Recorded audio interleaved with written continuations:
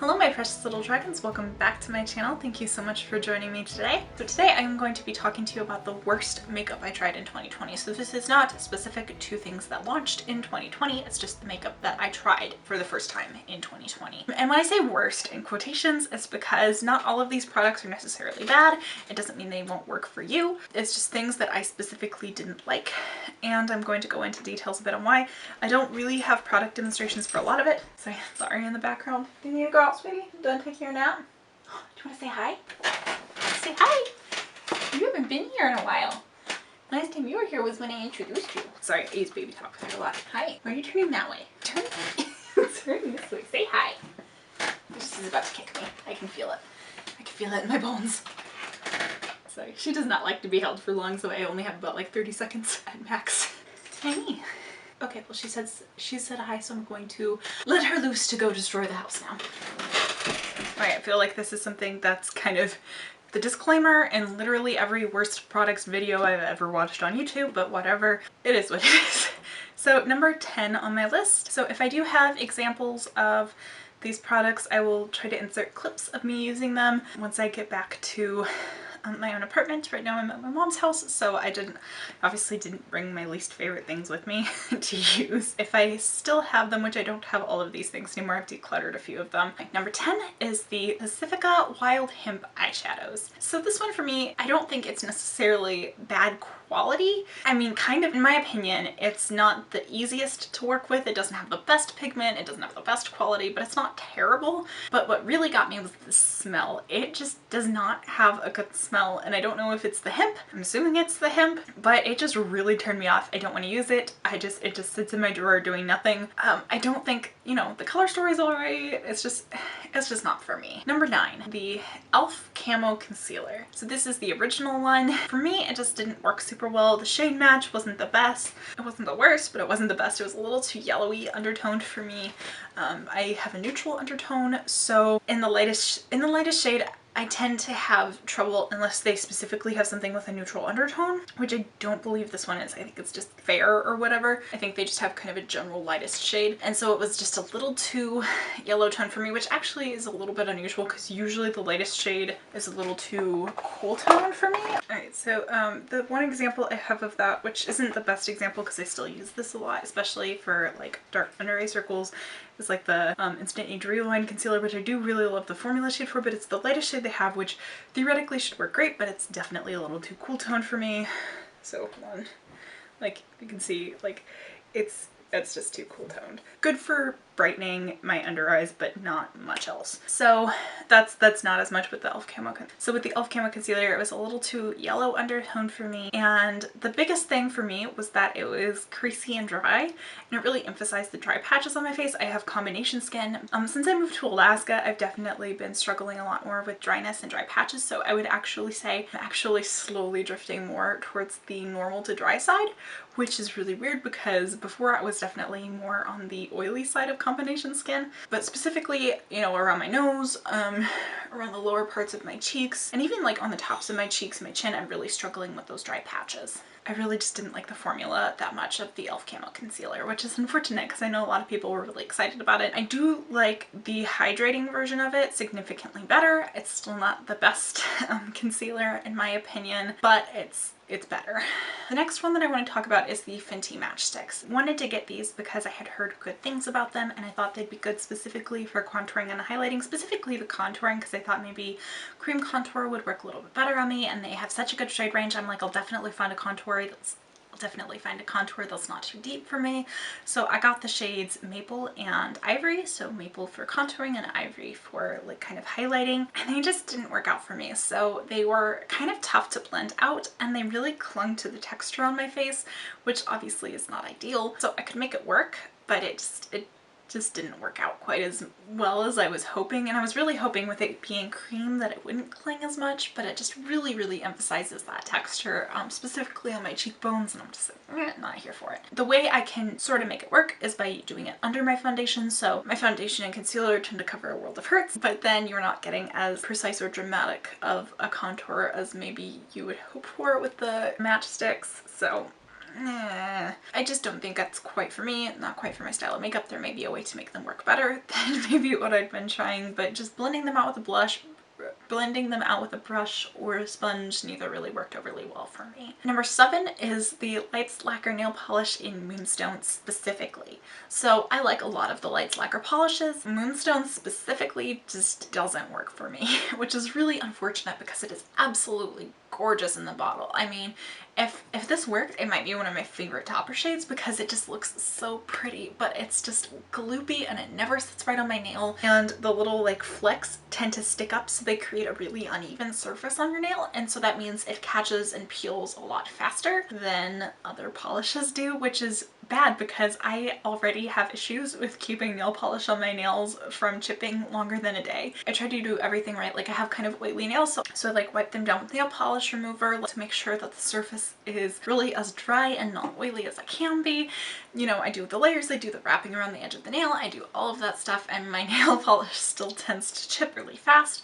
So having something that makes it even worse is obviously not ideal. So this one just I hate it because it looks so pretty. I always want to use it, but it just, like, it's good for like sort of if you're doing like a nail moment in a photo shoot, but it wouldn't last much longer than that, specifically on me. I did mention it at one point on like a comment, and a couple other people mentioned that they also had an issue with that specific shade, so I don't think it was just mine, but I of course don't know that for super certain. Number 6 is the Flower Beauty Supernova Celestial Skin Elixir. So this one I got because it just looked so pretty, and I was like, I'd never tried like a face oil before, and I would be interested to try it now because I first tried it in summer in Illinois, so it's very humid and my skin was a lot closer to that combination. Now that I'm in a much drier environment, I would be curious if it would be a different experience. It's not really marketed as an oil specifically, it's like an elixir, so I'm like, okay, so it'll probably feel like sort of serum-like, prep my skin, sink in, but it's very oily. It sat on top of my skin. It felt like you could feel like the residue left over on your fingers, and I was like, I don't know about this. And it was just like, it was just not a nice feeling. Like, it looks so pretty, it looks so gorgeous. Like, I would gladly like display it in like a little bottle. Like, so like looked like a little potion. I would love that. I should do that. Anyway, like as an actual primer for my skin, was not feeling it. And I'm literally just now thinking about like maybe now that I'm in a drier environment and dealing with more trouble with dryness on my skin, like maybe I would have a different experience. But I just really remember not liking the way it sat on my skin. Like it didn't feel like it really sank in. And you know, there may be ways to make it work. You may just have to use less to blend it in really well, like maybe using a different tool, letting it sit longer. You know, there may be ways to make it work, but I tend to like, you know, just like things to work right away. I don't want to have to like make my makeup products work. You know, I want to be able to just use them. And there's so many good products on the market. There's really no reason to like struggle to make your skincare or your makeup work for you. Like there's something out there that will work better for you. Next, number 5 is the Milk Kush Mascara. And oh boy, actually this maybe should be a little higher on the list, but I only tried it once because I was just like, nah. And I got it in my like Sephora like birthday gift. Basically like there was like a little milk pack that came with it, and so it's just this little sample size of the milk mascara, and I tried it and it smudged terribly. I have very watery eyes, so I do often deal with smudging on my lower lash line. That's just the name of the game. I do like it can also like really transfer onto the top of my lid. It's something I deal with, and so I tend to have issues with mascaras in general anyway. This one was just really bad. It really smudged on me to the point where like I went out with it on and I came like I talked to like a neighbor on my way back into the house, and I was like, I went to the bathroom when I got back in and I realized I have this huge ring of mascara like under my eye that hadn't been there when I left the house to go pick up my groceries. And I was like, so in about like a 45-minute period between when I like first applied and made sure my mascara was like and my face were looking okay, and when I came back, like I had this huge mascara ring under my eye, and I was just like, I was so distraught because I was like, oh my gosh, I just talked to my neighbor and I have this giant mascara ring under my eye. Oh my gosh. So that was the last time I used that mascara because I was just like, okay, obviously this does not work for me. It's just way too wet, transfers way too easy, and smudges way too much on my watery eyes. So that's that one. Number 4 is the Becca Shimmering Skin Perfector Liquid Highlighter in Prosecco Pop. So this one, my main issue with it was its longevity. It went bad way too fast and it got this really heavy chemically like bad sunscreen smell that just, I couldn't use it again after that. I was like, no, I'm done. It was already definitely too dark for me, so I tended to like mix it with foundation that was too light to give it kind of a glow, which didn't overly work. Like it just, I don't think it was a product meant for me. I got it in a boxy charm. I tried to make it work. It just, I didn't use it much because like I said, the actual shade was not really ideal for me, too deep, and then it just went bad really fast. So it's just like technically I didn't spend full price on it because I got it in a boxy charm, but like I absolutely would have been livid if I had spent full price on it and gotten that. Next, number 3 is the KVD Vegan Beauty Signature Brow Precision Liner. This is another boxy charm one. And the first time I got it, like they sent it to me in the shade Blonde, which did not work for me. It was way too light, just looking at it. But the biggest problem with it was so hard. And like, I was literally like pressing it down on my skin to the point where it hurt. And I could not get any pigment payoff. And I was just like, what the heck? I was like, did I get a dud? Did I get a bad one? So I basically told BoxyCharm, hey, this is like, I think this dried out. Maybe the cap got loose, but like I literally can't apply it. There's like I'm literally, like I sent them a picture and like my skin was literally red from trying to press down to show pigment and there was like nothing there. Anyway, they sent me another one and I was really hoping they would send me a darker shade, but they didn't. It was still blonde and I'm like, whatever, I'll make it work. And so I opened up the next one and it was the exact same thing. So I was like, it must just be the formula of this pencil that's super hard to like fill out. It's super duper dry. And it's like, again, maybe I got 2 duds. Maybe it'd been sitting in a warehouse forever. I don't know. But like the pictures I saw and like what happened when I tried to actually apply it, like, and this was just me trying to like swatch it on my arm. Like I wasn't about to like press down on my face and like scratch myself trying to get this eyebrow pencil to work. I already have eyebrow pencils that work fine, but it was just, it did not work for me. I pretty much immediately decluttered it. I'm like, okay, this is not for me. I don't think it's for anyone. And again, maybe I got 2 duds in a row, but oof, it was bad. Number 2, Tresemme Clean and Replenish Deep Cleansing Conditioner for Lightweight Moisture, which is a heck of a name, as is common with drugstore products in general. So this I literally only used once because it was such a nightmare for my hair. I have been really trying to experiment with my hair care this past year. I'm not really doing full curly girl, but like my hair used to be a lot more wavy than it is. A lot of it's just because I have really heavy, thick hair and it's just too long to really hold its curl. But I wanted to really sort of do as much as I could to help it out. And so I was, you know, kind of experimenting with that, no sulfate, no parabens, stuff like that. And I was like, I was trying out different conditioners, different shampoos, trying to find what really worked for me. And oof, this was not a good one. It did not work for my hair. I used it literally once and I was like, well, it's talking about moisture and cleansing, so this is probably what I want. And it literally, it stripped my hair so bad. And like this, like as soon as I use it, my hair got so tangly. It was absolutely abysmal. And I'm just like, holy crap. And that was like the only new thing I tried, so I knew it had to be that. I try to like phase in and out my new hair care, so I'm not like trying multiple new things at the same time, so I can really see like what makes a difference. And that made a difference just in a really bad way. So I basically I was really disappointed, but it absolutely was completely wrong for my hair. So I basically said, hey mom, if you want to try it, you can. There's literally a full bottle. You take it because I'm literally never going to use this again. So I don't actually know. Like I think it worked out for her okay. So I think it was just my specific hair type it did not work with. I've since found some other shampoos like at the recommendation of my hairstylist that have worked a lot better. And when I actually follow my hair care regimen, which I don't always because it takes a heck of a long time, I do actually get really nice wavy curly hair that I adore, but it takes a while to style. So sometimes I am lazy and let my hair be kind of swoopy wavy. Number 1, this was by far far the worst thing I tried this year. And again, it was another BoxyCharm fail.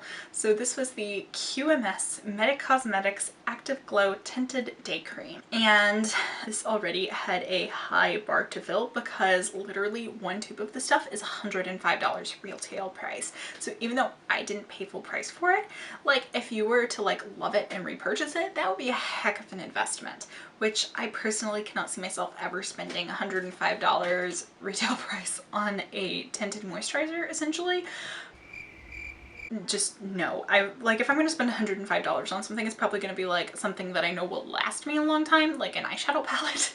It's not going to be a tinted moisturizer, but that is not the problem with this thing. So I actually made an itemized list. So I had a few problems with this product in a short amount of time that I tried it out. As soon as I put it on, it started burning and irritating my skin. So I'm not sure what ingredient caused the reaction, but it started taking effect. Once it was on my skin, it just like, my face got warm and then it just slowly started getting burning, more irritated. So I took it off and I like double cleansed my face to minimize the irritation as much as possible. It doesn't mean it will react this way on everyone, but that's what happened with me, and I feel like I should note that my skin is not particularly sensitive. So it's not like this is something I deal with on a regular basis. The only thing I would compare to is I do tend to have struggles with CoverGirl products. They tend to break me out, but it's not usually quite that dramatic of a reaction. I would like, obviously I'm having some type of reaction to an ingredient in this product and it just, that immediately rolled it out for me. I'm like, okay, I'm not using this again. Absolutely not. So that was the biggest thing. Next, the tint did not work for me. So as I'm sure you've noticed throughout my videos, I'm extremely fair, and the tint on that just did not work for me. It made me look orange, and like it did sheer out more than I initially feared. Like when you just like swatched it on your arm, it looked like it was going to be really dark and really orange on me. So it did sheer out, but it still was not great. And I'm like, I would never wear that out in public, even if it didn't give me a reaction. Number 3, which we're kind of going down the problematic list here, started with the big one. It has a very heavy scent that I didn't like, and the only way I could describe it was like, other than like grandma lotion, was that it had a hint of floral mixed with baby powder, mixed with chemicals, and maybe mixed with mothballs. Like it was a really heavy scent and I really didn't like it. So I wouldn't recommend it anyway, but for a product that is $105 at retail, it was just a remarkably miserable 15 minutes. And I'm just glad I didn't pay full price for it. So all of that aside, I did end up like I texted one of my friends that's like slightly darker than I am, and I was just like, hey, I have this thing that did not work for my skin. I had a reaction to it. I don't want to waste it, so feel free to take it. If it doesn't work for you, then you can just throw it away, that's fine. But like, I prefer to like pass things off if I can. Again, I didn't really check up with her to see if she also had a reaction to it. I probably should have, but like, I don't know, man, that just was really terrible. And like I said, for its price, that should be an amazing product, and it was just wrong on like every single level, from the more aesthetic things of the scent to like literally burning, irritating my skin, which maybe does not make me a bad friend. So just because I didn't like or reacted to these products does not mean that's going to be everyone's experience. That's okay. I'm just telling you what I specifically did not like or didn't enjoy. Anyway, so that's about it. So I hope that this is helpful. If you thought it was, maybe give it a thumbs up, or comment if you also had similar or different experiences with any of these products. If you have like tips maybe on how to try and make some of those things on the lower end of the list work for me, that'd be awesome. Otherwise, thank you so much for joining me today. I hope you have an absolutely beautiful day. Stay magic, keep reading, love you all so much.